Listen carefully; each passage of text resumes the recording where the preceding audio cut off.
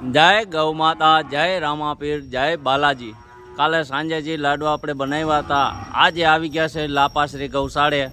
આજે લાડવા સવારમાં ખવડાવવા આવી ગયા છે।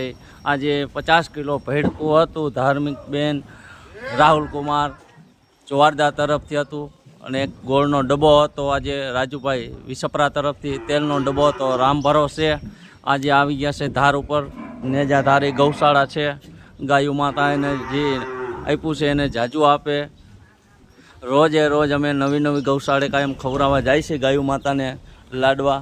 તમે જોવો છો, જેટલો બને એટલો શેર કરો, કોમેન્ટ કરો અને લાઈક કરો।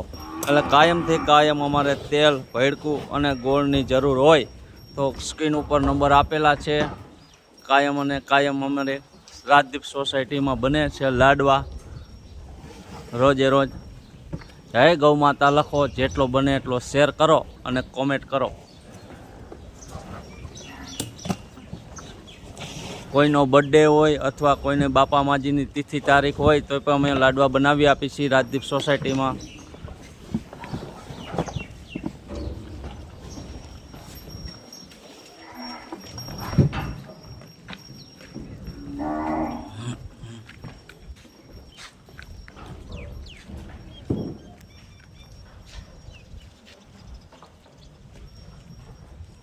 નેજાધારી ગૌશાળા।